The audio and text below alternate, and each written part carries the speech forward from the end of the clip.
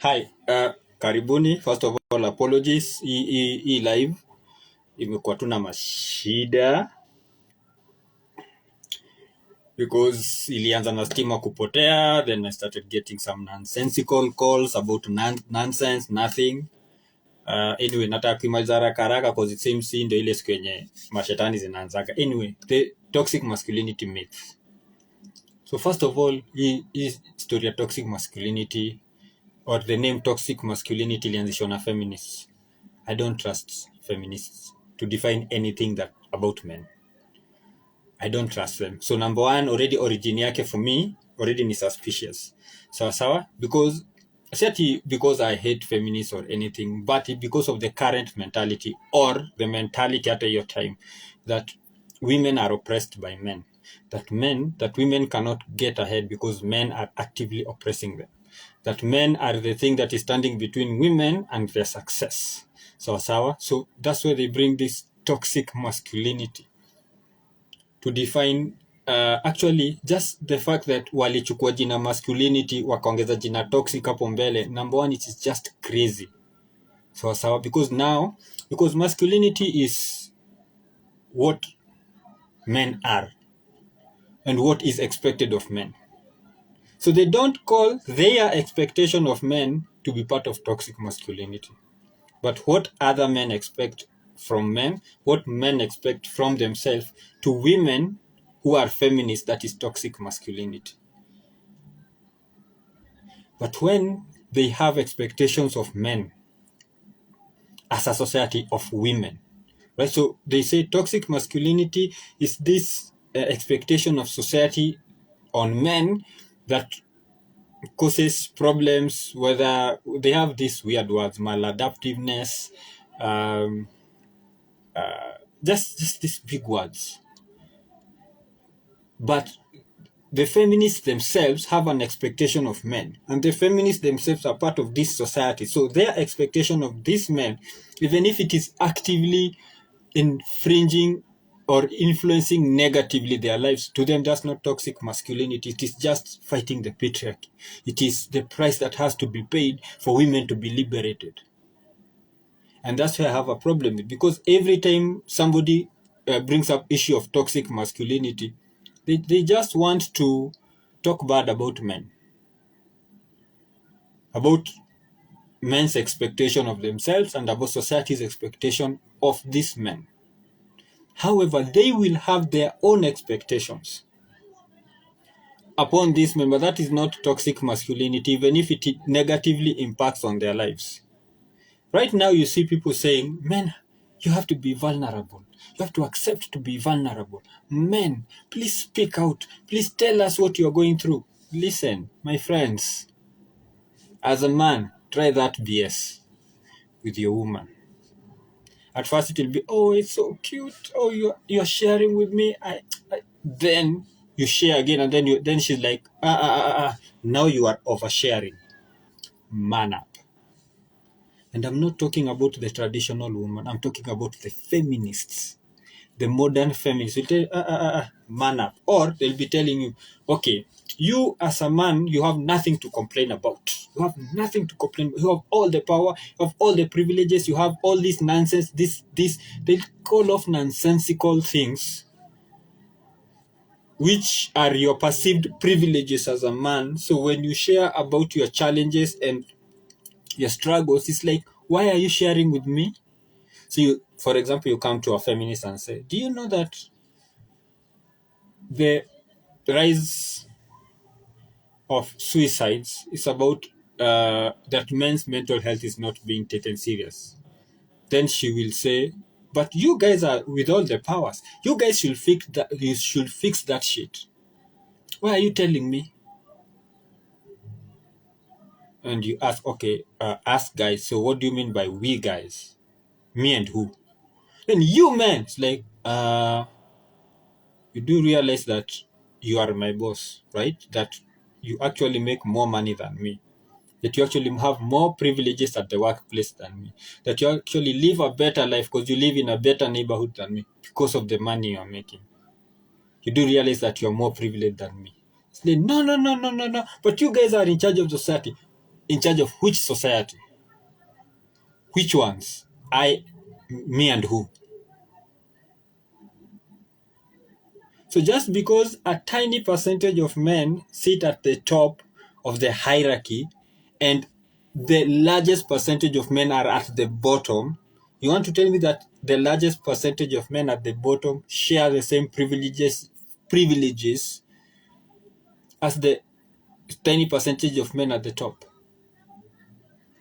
But you see, logic is foreign to some of these people. That's why they'll come and say things like toxic masculinity. And when you ask them about, okay, what is this toxic masculinity, they tell you, telling a boy not to cry. Do you know? And then you tell the boy to cry. But you don't tell the boy when they cry, you will be the first one to tell them to shut up, tell them to man up. I know some of you will be like, no, not me. I'll never do that. Listen. And listen good.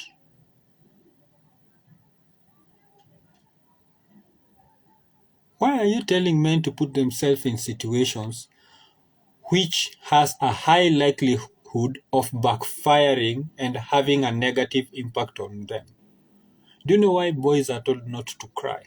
Have you ever sat down and thought about it? There is this analogy. I just watched it on one of the trigonometry videos on YouTube. They were interviewing a couple of, like, a dude and a chick, and they were telling the story like it is in a book where two people are walking and they hit a wall, and then one person says, like, the wall is stopping them from going either to the other side or it is standing in their way. So one person says, we have to get rid of this wall, but the second person says, no, no, no, no, no, no. Until we understand the role of the wall, we cannot tear it down. Right? So you are tearing this thing of telling boys not to cry, but you don't understand why that is the case. Why the same parent who is telling a boy not to cry will allow a girl to cry. Why? The same parent. Why do you think? It's not because they hate the boy. It's because they understand the kind of society this boy is growing into, and the expectation this society will have of men, and the expectation of this girl will have on this boy. When this girl cries, she will expect this boy to come in and respond. And then you'll see some nonsensical people saying, but women don't need men to protect them. Like, are you living in the real world? Are you part of the human population now? Are you kidding me right now? You do not need men's protection. So let me ask you this. If you're walking down a dangerous street, because they are dangerous people, and we know these streets, tunazijua ile street yenye ikifika saa fulani, you either go the long way ama ulale kwenye huko. But now hauna choice, you have to go down this street, whether it is lit or it is not lit. But down this street definitely utapatana na wale watu wa kushikana ngeta, definitely, ama wale watu wa kudungana visu utapatana nao. Whom would you rather have? 10 women or 3 men?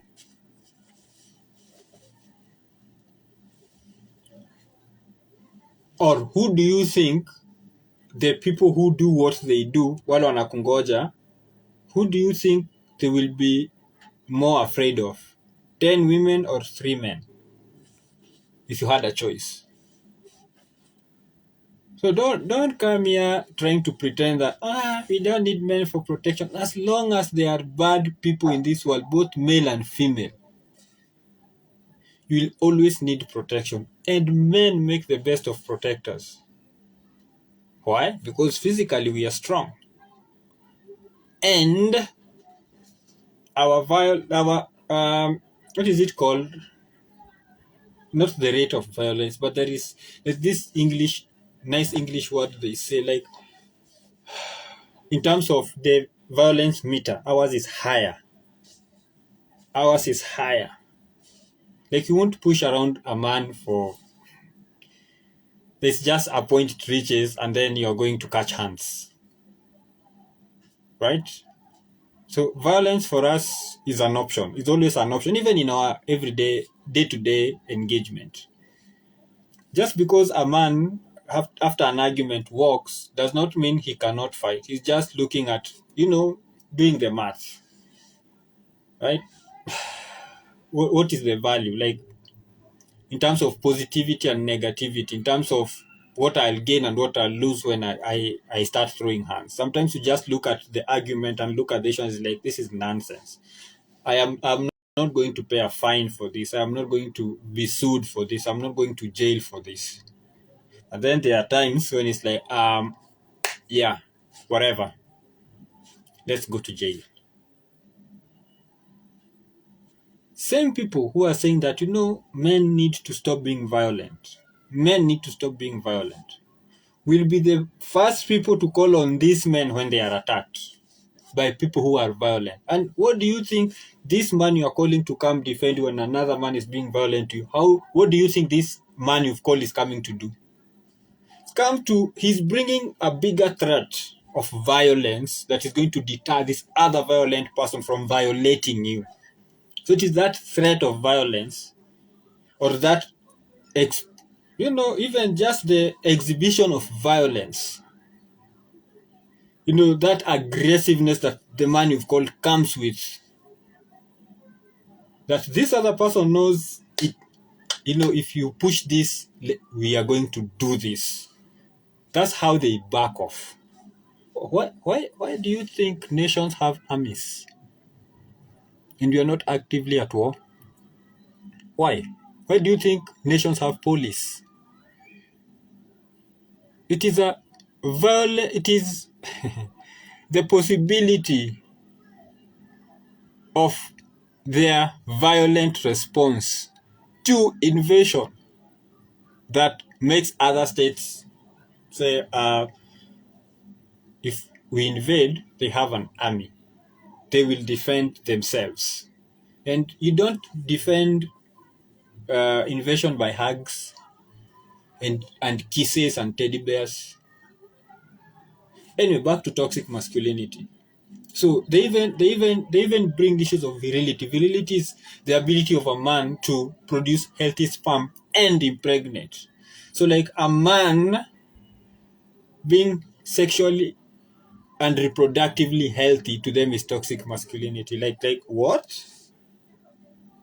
What? Yeah, and men are out here trying to procreate. That's what they are made to. We are animals at the end of the day. We are out here trying to make people pregnant, whether it's your wife, your girlfriend, whatever. If you don't want to get pregnant, there are about 33 plus contraceptive choices that you can use to protect yourself from pregnancy. Because if men, like right now, there's men going their own way movement. Women are crying all over. Where are these men going? These men are boys. You mean they are going away because they can't handle my independence? Nobody wants an independent woman. The whole point of coming together is interdependency. Interdependency. So why am I like against this toxic masculinity nonsense? It's because, listen, at the end of the day, you need that one person, whether male or female, who you can trust to hold the fort down when the shit hits the fan. When the shit hits the fan. Giving you an example, you are in a plane, and then it's turbulent. It's like, oh, it's bad. Everybody's scared and everything, and then you just hear pilot coming on the, whatever they use, and say, hi, passengers, we apologize. The journey is a bit turbulent. The weather is rough, but we are doing everything we can. We are on top of it. We are going to get out of it, so don't worry. Just that calm, reassured voice will calm you down. Now imagine the same situation, and then the pilot starts screaming. start screaming like crazy and saying how they are going to die and everything, what do you think will happen in case number two? Case number one, the pilot is calm. Maybe the plane is in trouble. Maybe he's trying to crash land it or something. But he will always maintain his composure because he's the person everybody is trusting to get them there safely. Now, if that person who is trusted to get people safe to safety is the one screaming and freaking out, imagine the passengers. Imagine how dangerous that situation will be. That is men for you. That's why men are told not to cry. And their father told, you know what? Your tears, they are precious. Don't just be crying over everything. In fact, remove yourself from public and then go and break down. Men do cry a lot, but not in public. Just because you mean you want us to do a public exhibition of men crying? For what value? I asked a friend of mine this question. Two scenarios: a woman walking down the street crying, and a man walking down the street crying. Is there a difference? And she said yes. And I asked why. She said, if I saw a man crying, like a woman crying, that is like people can say, maybe she lost a relative, maybe she's in trouble, whatever. A man crying, then that will freak her out. Why? Because she knows that men do not easily cry. So what is this thing that is making this man cry? So that she told me that her awareness, or situational awareness at that time will go up, because she'll be like, where is the trouble? Why is this man crying? And in public, what is happening? What is he going? What is going on? Because we are not used to it. It is precious to us. We opening ourselves up to people is not something we do just like that, willy-nilly. I like that one. Yeah, from the thing blue line. Willy-nilly. It's not something we do willy-nilly, right? As a man, you're supposed to use logic over feelings. Another example. Look, why are men being castigated for being men? That's who we are. Take it or leave it. Stop trying to make who we are the problem. That men are committing suicide because of who they are, because they are masculine. No, no, no, no, no, no, no. Because of mental health issues. And then you cannot tell me that this man developed mental health issue because he is masculine, because he is not easily sharing his feelings. Do you know how dangerous it is for a man to just go around sharing his feelings?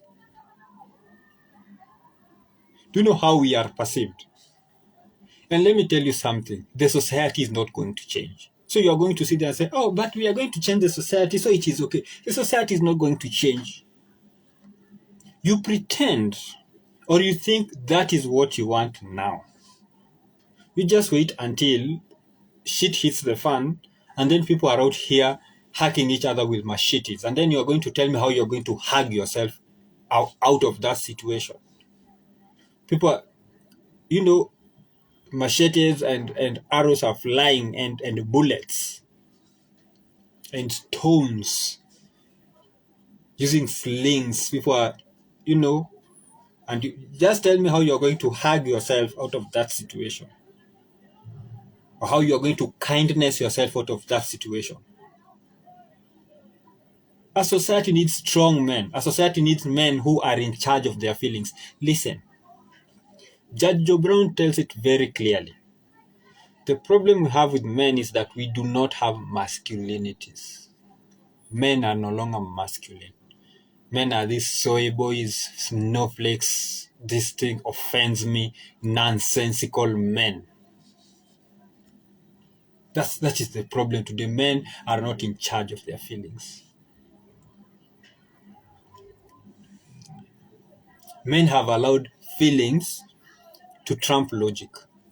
That's why a man will beat up his wife knowing that he will most likely go to jail, beat her up and break her arm or hurt her in such a situation where she needs to go to hospital, knowing that that issue will be reported because she's going to see a doctor who is going to ask questions.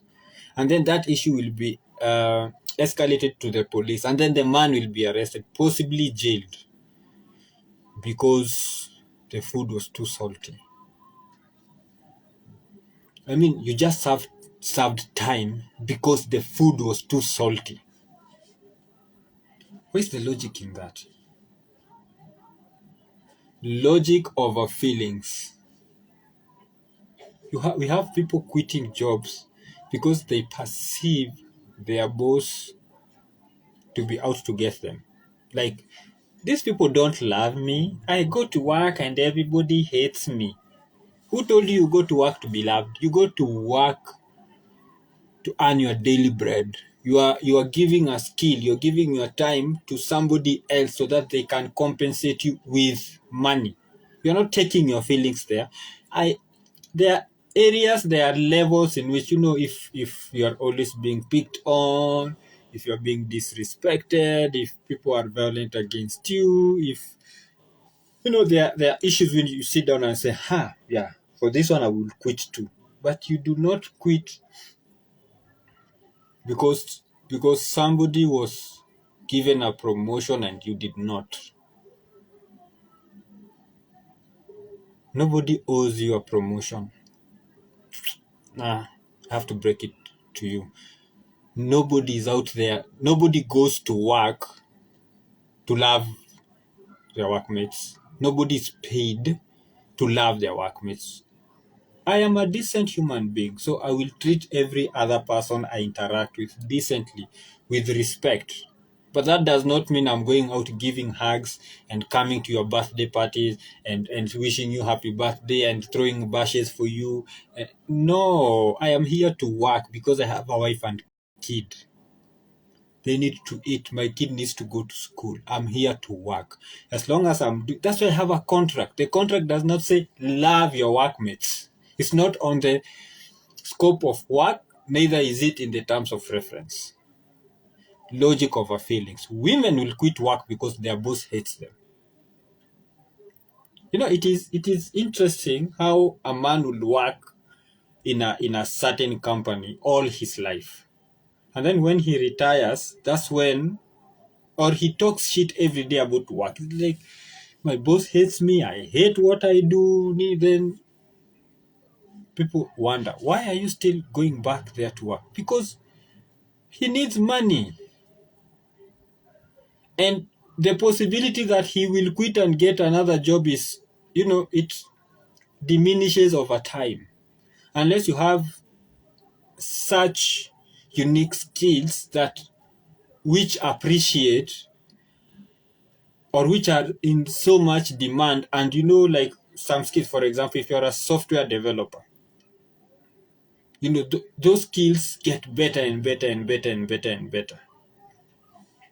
But if you're an accountant and you have done, you are educated to whichever level, there's a level where you just get and it is the cap. Like there is nothing new you are offering. Of course, you can be multi-talented. You can be like, he does his work in half the time. So you are efficient because you have learned the skills. You know information about the tax code. Like you have a lot of information about accounting. So that information adds value to you. But how many people want that kind of some organizations or companies just want an accountant, somebody who can do the numbers. That's it.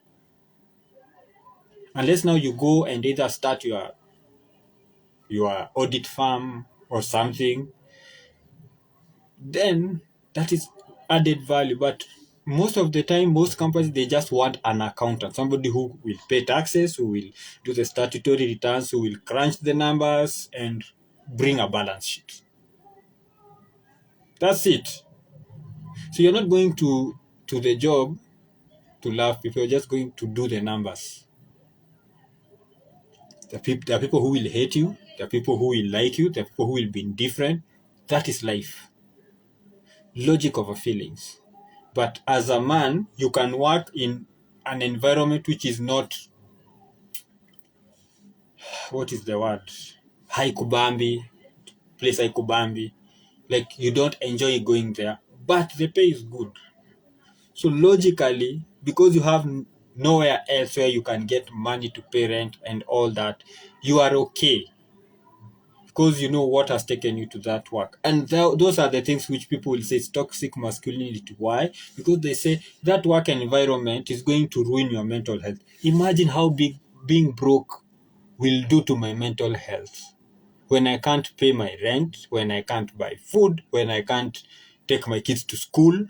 Imagine how much worse that is than me taking my ass and going to work in a place where I am not comfortable and I am not happy. It's all about compromise. It's all about compromising. About, I just love getting new information. There is, I think it was on Facebook, I don't know who I was listening to, and that person says there are no solutions.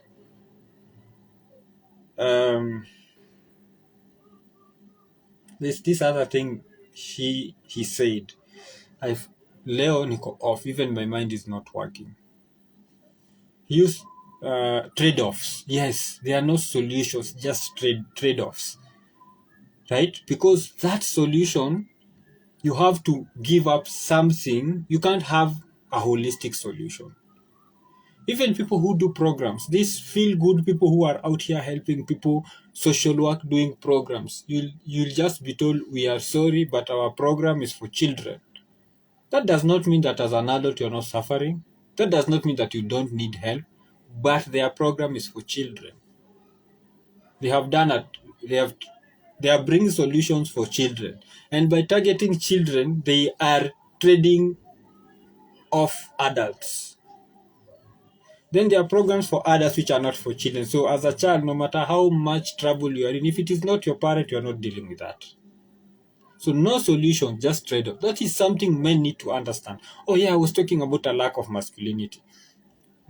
Men who are not masculine, who do not have a masculine, who are not in their masculine frame, those are the most violent, those are the most disgusting, the most toxic people. Men who are masculine are happy, they are more successful, and they are a treasure to their communities.